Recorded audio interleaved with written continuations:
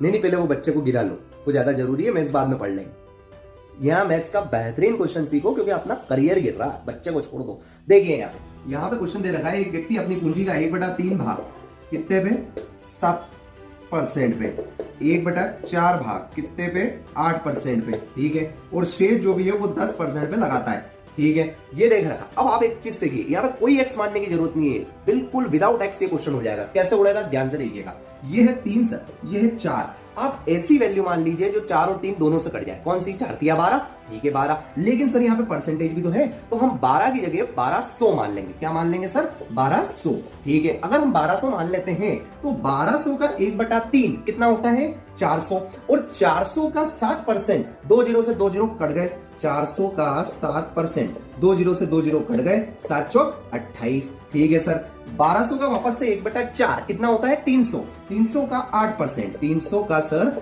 8%, फिर 2 जीरो से 2 zero cut गया, 8 या 24, और रिमेनिंग सर जब 1200 का ये 400 हो गया, 300 हो गया, बचा कितना 500, बहुत बढ़िया शानदार। 500 का सर 10% कितना हो जाएगा 50, ये हो गया आपका 50। तीनों का टोटल कर लेता है, 8 4 12 का 2 हासिल 1 2 2 4 और 5 और 1 10, ठीक है 102। अब सर 102, लेकिन उसने अपनी पूंजी बता रखी है कितनी रखी, देखिए ऊपर ध्यान से 561 लगा दीजिए अपना रामबाण फॉर्मूला, 561 को रख दीजिए सर 102 के बटे मल्टीप्लाई में उसने टोटल हमसे पूछा है, टोटल हमने कितनी मानी थी 1200, तो 1200 का मल्टीप्लाई कर दीजिए। 51 से ये 2 बार, 51 एकम 51, 5 बचा 51 एकम 51, 2 से ये कट जाएगा 600 बार, और 11 छंग आ गया आपका 6600, 6600 इसका करेक्ट आंसर। कोई एक्स मानने की जरूरत नहीं है। मैं फिर कहूंगा वही लाइन कि एग्जाम में मैथ्स आना इंपॉर्टेंट नहीं है, उससे कई ज्यादा इंपॉर्टेंट है मैथ्स समय पे आना। I hope you like that lecture, thank you.